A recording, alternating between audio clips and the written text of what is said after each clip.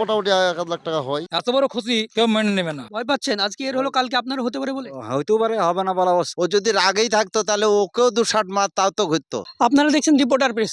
বর্তমানে মানুষ এসআইআর নিয়ে আতঙ্কিত আছে, ভয়ে আত্মহত্যা করছে। সেইখানে দাঁড়িয়ে কলা গাছের দিকে তাকালে দেখতে পাওয়া যাবে যে মানুষ কতটা নিষ্ঠুর হলে এইভাবে মানুষের সবজি যে আবাদ আছে সেই আবাদের উপর আক্রমণ বা আঘাত করতে পারে। আপনারা দেখতে পাচ্ছেন এখানে প্রায় পুরো গাছ দুষ্কৃতীরা রাতের অন্ধকারে ভেঙে দিয়েছে, কেটেও দেয়নি। আমরা এসেছি সেই বাগানের মালিক যারা আছে তাদের সঙ্গে আমরা কথা বলবো। দাদা এদিকে একটু আসবেন। দীপচন্দ্র সরকারকে, যার কলার গাছ দুষ্কৃতীরা তাণ্ডব চালিয়ে রাতের অন্ধকারে শেষ করে দিয়েছে, কিভাবে জানতে পারলেন? কীভাবে জানতে পারলাম মানে কালকে দেখেছি ভালো গাছ ছিল, দিয়ে রাত্রিতে ভাড়ায় কাজে গেছি, সকালবেলায় খবর পাচ্ছি যে এরকম গাছ সব কেটে ফেলেছে। ঠিক আছে, দিয়ে আসলাম, দেখছি হ্যাঁ সব গাছ কেটে ফেলেনি, সব ভেঙে ফেলেছে দুমড়িয়ে। খবর পাইনি এখনো কে ভেঙেছে। থানায় অভিযোগ জানিয়েছেন? থানায় অভিযোগ জানিয়েছি। কি বললো? থানার স্টাফ বলেছে যে 6টার পর ফোন করে ডেকে নেবো, এফআইআর করতে বলছে? এফআইআর করতে বলছে। যে আপনি এখন এফআইআর করেননি? না করিনি। কখন করবেন?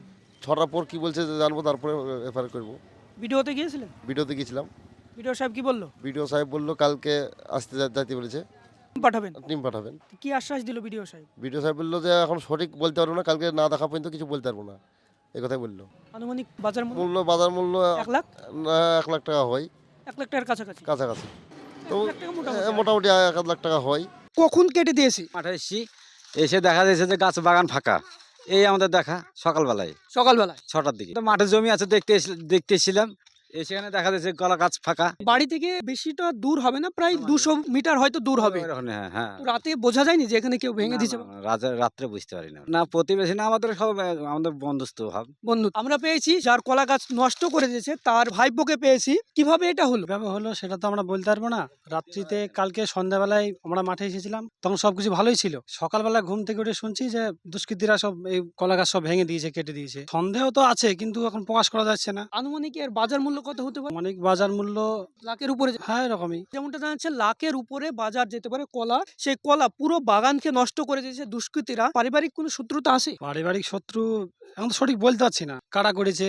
এর দূরত্বটাও বেশি না, প্রায় 200 মিটার দূরে হবে বাড়িটা। এরা জানাচ্ছে যে 10 কাঠা জমি, সেই 10 কাঠা জমির কলা সম্পূর্ণভাবে নষ্ট করে দিয়েছে রাতের অন্ধকারে দুষ্কৃতীরা। স্থানীয় বাসিন্দার সঙ্গে কথা বলবো, এভাবে দুষ্কৃতীরা নষ্ট করে দিয়েছেন। এর জন্য প্রশাসনের কাছ থেকে আপনারা কি চাইছেন? আমরা চাচ্ছি যে এই এত বড় যে ক্ষতি হয়ে গেল, তার ক্ষতির যেন সুব্যবস্থা হয়। যে অন্যায় করেছে সে যেন বড় ধরনের সাজা পায়, আর কোনোদিন যেন এরকম কাজ না হয়। ও যদি রাগেই থাকতো তাহলে ওকেও ২-৬০ মার তাও তো ঘুরতো, কিন্তু এত বড় ক্ষতি করা ঠিক হয়নি। আপনি কি চাইছেন? আমি যে এর ব্যবস্থা করা আর্জেন্ট দরকার, কারণ হচ্ছে এত বড় ক্ষতি কেউ মেনে নেবে না। তাকে 10টা কান নিয়ে যাও তা সহ্য করা যায়, কিন্তু এত বড় অন্যায় ভয় পাচ্ছেন আজকে এর হলো কালকে আপনার হতে পারে বলে? হইতেও পারে, হবে না বলা অবশ্য। তার জন্য বলছি আমাদের এই ব্যবস্থাটা যাতে হয়, প্রশাসনের কাছ থেকে স্ট্রিক্ট ব্যবস্থা চাইছেন যাতে এর পুনরাবৃত্তি না হয়? পুনরাবৃত্তি যাতে না হয় প্রশাসনের কাছে। প্রশাসন এসেছিল এখানে?